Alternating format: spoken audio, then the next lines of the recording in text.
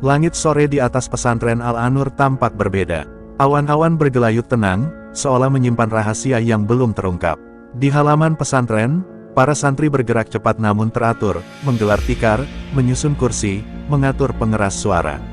Hari itu bukan hari biasa, akan ada pengajian akbar yang menghadirkan tokoh-tokoh besar. Desir angin membawa aroma harapan dan sedikit ketegangan. Di antara hiruk-pikuk persiapan, terdengar bisik-bisik yang sulit diabaikan. Katanya, bukan cuma Mamah Dedeh yang datang. KDM juga hadir, ucap salah satu santri, setengah berbisik, setengah tak percaya. Nama KDM, seorang pejabat tinggi yang tengah naik daun, sontak menimbulkan gejolak rasa ingin tahu. Siapa dia sesungguhnya? Apa maksudnya hadir di tengah lautan santri? Mamah Dedeh tiba lebih awal dari jadwal. Sosoknya yang bersahaja namun penuh karisma langsung menarik perhatian. Beliau duduk di bangku utama, memantau setiap detail persiapan dengan mata tajam. Meski senyum selalu tersungging, tak ada yang luput dari perhatiannya. Dan ketika mendengar bahwa KDM akan duduk satu panggung dengannya, hatinya tak bisa menahan keraguan. Pejabat datang ke pengajian, semoga bukan sekadar formalitas, gumamnya dalam hati. Dalam perjalanan dakwahnya selama puluhan tahun, Mamah Dedeh telah banyak bertemu tokoh besar. Sayangnya, tak sedikit yang datang demi pencitraan. Ia tak ingin terseret dalam pertunjukan politik yang dibalut religiusitas semu. Sementara itu, para panitia sibuk menyiapkan tempat duduk istimewa untuk KDM. Panggung utama dihias lebih mewah dari biasanya. Namun, suasana mulai berubah ketika mobil hitam berpelat khusus meluncur perlahan ke halaman pesantren. Seolah waktu berhenti sejenak, semua mata tertuju ke arah kendaraan yang baru tiba. Pintu terbuka, dan dari dalam mobil, turunlah seorang pria bersorban putih dan baju koko sederhana. Tanpa jas, tanpa dasi, tanpa simbol kekuasaan yang mencolok. Hanya wajah tenang dan langkah ringan. Dialah KDM, sorot matanya teduh, namun dalam. Ia menyapa dengan anggukan, lalu menunduk dalam saat menyambut para kiai dan pengurus pesantren. Assalamualaikum warahmatullah, ucapnya pelan namun penuh wibawa. Tak ada rombongan berisik, tak ada fotografer pribadi. Hanya satu ajudan yang membisikkan sesuatu pelan, lalu berdiri di kejauhan. KDM berjalan sendiri menuju panggung, membuat semua orang mendadak terdiam. Mamah Dedeh menatapnya penuh tanya. Ada yang janggal, tapi bukan dalam arti buruk. Biasanya, pejabat membawa atmosfer beku, berjarak. Tapi pria ini membawa ketenangan yang justru membuat orang-orang ingin mendekat, bukan menjauh. Namun, naluri kritis Mamah Dedeh belum bisa dibungkam begitu saja. Benarkah ini ketulusan, atau hanya topeng baru yang lebih rapi? Pikirnya sambil menatap langkah KDM yang kini mendekat ke arahnya. Hatinya menimbang, akalnya menganalisis, namun ada bagian dalam dirinya yang mulai terusik oleh keheningan yang dibawa sosok itu. Sore itu, pesantren menjadi saksi dari pertemuan dua dunia, dakwah dan kekuasaan. Dan tanpa disadari siapapun, pengajian yang direncanakan dengan sederhana akan menjadi awal dari perubahan besar. Bukan pada catatan sejarah politik, tapi pada hati manusia yang tak lagi bisa dinilai dari tampilan luar semata. Kedatangan KDM yang sederhana tapi berkesan langsung menyita perhatian para hadirin. Tidak sedikit yang mencuri pandang, mencoba mengenali lebih jauh siapa sebenarnya pria bersahaja ini. Ia tidak mengangkat tangan untuk melambai, tidak pula memperlihatkan gestur kebesaran. Yang dilakukan justru sebaliknya, ia merunduk sopan kepada siapapun yang disalaminya, termasuk para santri kecil yang duduk di saf depan. Langkahnya pelan, tapi penuh keyakinan. Seolah setiap gerakan sudah dipikirkan dengan saksama. Ia menuruni panggung, memilih duduk di tikar bersama para santri, menolak halus kursi empuk yang disiapkan untuknya. Sorot mata panitia terlihat bingung, tapi KDM hanya tersenyum sambil berkata, "Saya kesini untuk belajar, bukan untuk dihormati." Reaksi itu mengejutkan banyak pihak, terutama Mamah Dedeh. Ia mengamatinya dari kejauhan, mencoba menembus lapisan dalam dari ketenangan pria itu. Tidak ada sorotan lensa kamera yang diarahkan ke dirinya, tidak pula staf protokol yang sibuk mengatur posisi duduk atau mengambil angle terbaik. Yang ada hanyalah keheningan dan kesederhanaan yang terasa tulus. KDM lalu mengambil mushaf kecil dari saku bajunya, membukanya pelan, dan mulai membaca dengan lirih. Tidak keras, tidak mencolok, tapi getaran itu terasa. Beberapa santri yang awalnya berceloteh, kini perlahan terdiam, seperti terseret oleh kehadiran aura yang sulit dijelaskan. Mama Dede belum juga memalingkan pandangannya. Ia merasa seperti sedang menguji seseorang, meski tak pernah diminta. Ada naluri sebagai guru yang menyelidik setiap gerak-gerik sang tamu. Ia tahu, banyak yang bisa dibuat-buat, bahasa tubuh, pilihan busana, bahkan intonasi bicara. Tapi adab tidak bisa dipalsukan. Di tengah lantunan ayat suci yang dibacakan oleh qori pesantren, KDM menunduk khidmat. Tangannya menutup wajah, matanya terpejam dalam-dalam. Tidak satu pun kata keluar dari mulutnya, namun keheningannya berbicara lebih keras dari suara mikrofon yang menggema di seluruh aula. Waktu berjalan perlahan. Saat azan maghrib berkumandang, KDM langsung berdiri tanpa dikomando, mengambil air wudhu di tempat yang sama dengan para santri. Ia tidak meminta tempat khusus, tidak mengeluh soal kebersihan atau fasilitas. Ia justru tersenyum ketika harus antre bersama anak-anak yang masih menggenggam peci lusuh dan sandal basah. Setelah salat berjemaah, para hadirin mulai berkumpul kembali untuk mengikuti pengajian inti. Panggung utama sudah disiapkan. Mama Dede pun dipersilakan naik ke atas. Saat melihat KDM akan diberi tempat di sampingnya, beliau sempat menoleh, lalu menyuruh panitia menaruh kursi KDM sedikit lebih rendah dari dirinya. Namun sebelum kursi itu digunakan, KDM melangkah ke hadapan sang guru. Tanpa banyak bicara, ia menunduk, mencium tangan Mama Dede dengan hormat, lalu membungkuk lebih dalam. Bukan sekadar formalitas, bukan gaya lama yang dikemas ulang.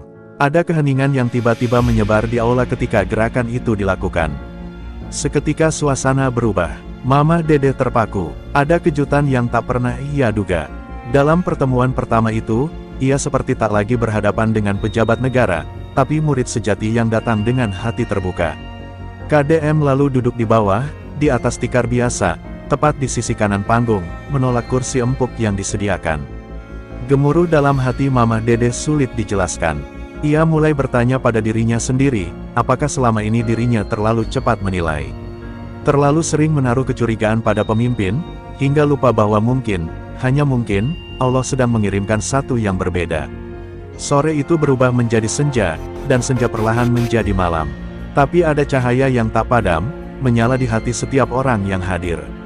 Mereka tidak menyaksikan pertemuan antara tokoh agama dan pejabat. Mereka menyaksikan sesuatu yang jauh lebih dalam, pertemuan antara adab dan keikhlasan. Pengajian malam itu dimulai dengan lantunan selawat yang menggema dari mulut para santri. Suaranya bersahut-sahutan, merambat naik ke langit malam yang tenang. Cahaya lampu menggantung di atas aula besar pesantren, menciptakan siluet lembut di wajah para jemaah. Di tengah gemuruh lantunan doa, KDM tetap diam, duduk bersila di bawah panggung, wajahnya tertunduk, kedua tangannya terkepal di atas lutut. Mama Dede memulai ceramahnya dengan gaya khas, tegas, lugas, namun tetap membumi. Ia berbicara soal pentingnya keikhlasan dalam kepemimpinan, tentang bagaimana kekuasaan sejatinya adalah amanah yang berat. Ia tidak menyebut nama, tapi setiap kata terasa seperti uji nyali bagi siapapun yang mendengarnya, termasuk KDM yang duduk tak jauh dari kaki panggung. Banyak yang datang ke pesantren untuk mencari citra, bukan untuk belajar, ujar Mama Dede, menatap tajam ke arah kerumunan. Namun Allah tahu siapa yang benar-benar datang membawa hati.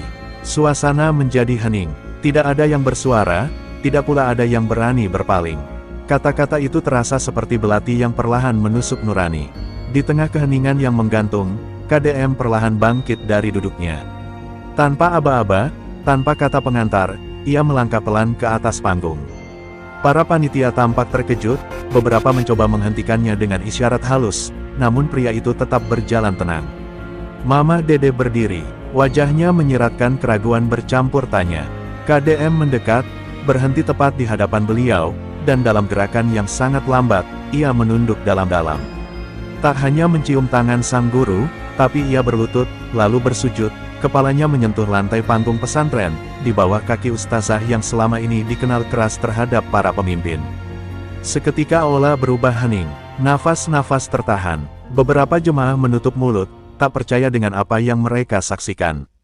Sujud itu bukan sekadar gestur penghormatan, itu adalah bahasa jiwa yang tak butuh narasi. Suatu bentuk kepasrahan yang meluruhkan semua dinding ego dan jabatan.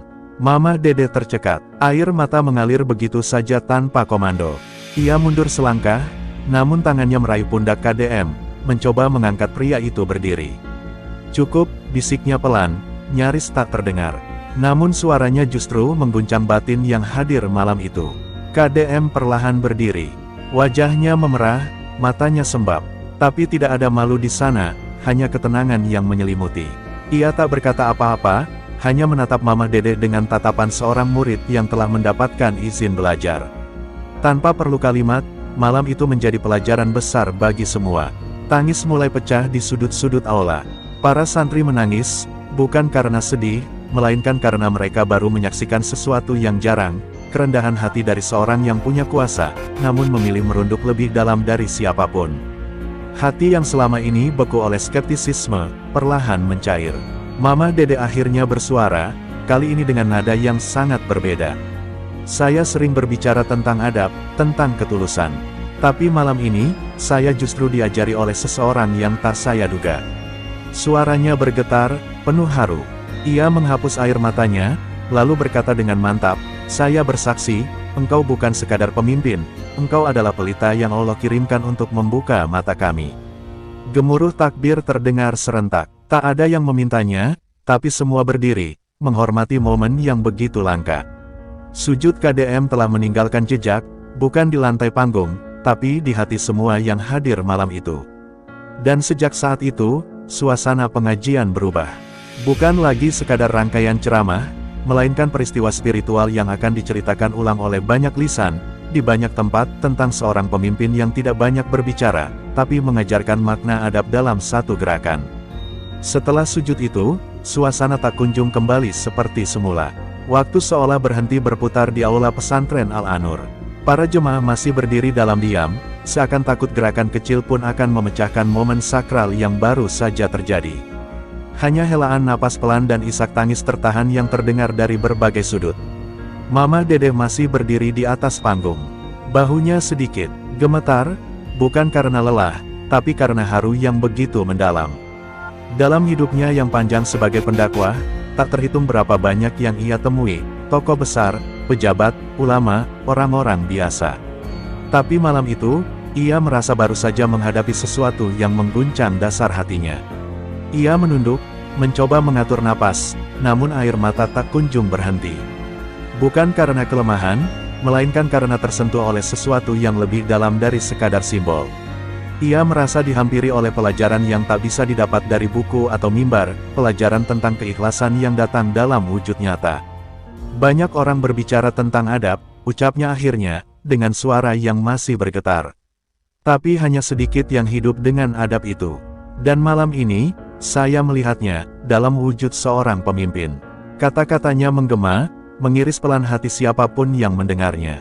KDM duduk tenang, tanpa satupun raut ingin dibanggakan. Ia tidak menatap panggung, melainkan menunduk seperti santri yang menerima teguran. Tidak ada senyum kemenangan, tidak juga tanggapan. Diamnya berbicara lebih banyak dari kata-kata manapun yang bisa dirangkai. Seorang kiai sepuh yang duduk di barisan depan perlahan berdiri.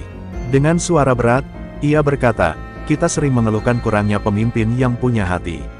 Tapi mungkin, kita yang kurang sabar menunggu datangnya satu yang benar-benar tunduk pada ilmu." Kalimat itu disambut anggukan penuh makna dari para hadirin. Tak sedikit dari kalangan ustaz dan tokoh agama yang malam itu turut tersentuh. Mereka terbiasa melihat pemimpin berdiri di podium, menyampaikan visi dan misi. Tapi kali ini, mereka melihat seorang pemimpin yang memilih berlutut, bersujud, dan tak membuka satupun lembar pidato. Mama Dede kembali bersuara, kali ini dengan nada lembut, seperti seorang ibu yang sedang menasihati anaknya sendiri. "Saya salah telah menaruh prasangka. Saya terlalu cepat menilai hanya karena jabatan dan citra. Tapi engkau telah menghapus prasangka itu bukan dengan pembelaan, melainkan dengan adab yang hidup." Isak tangis makin terdengar dari penjuru aula. Bahkan para santri yang sebelumnya duduk tegap kini tampak menunduk dalam, menahan getaran dalam dada mereka. Mereka menyaksikan langsung bagaimana seorang guru besar mengakui kekeliruan, dan bagaimana seorang pemimpin memilih jalan sepi, jalan kerendahan hati. KDM tak menjawab, hanya menatap Mama Dede dalam diam. Tatapan yang bukan meminta pengakuan, tapi menyerahkan seluruh dirinya untuk terus belajar. Malam itu, hubungan antara guru dan murid terjalin tanpa kata resmi. Ia datang bukan untuk didengar, tapi untuk menyimak. Dan pelajaran yang ia tinggalkan justru tertanam di hati semua yang melihat. Usai acara, Mama Dede menghampiri KDM. Tidak ada formalitas, tidak pula salam sambil berseru. Hanya pelukan ringan, dan satu kalimat pendek yang terlontar dari bibirnya.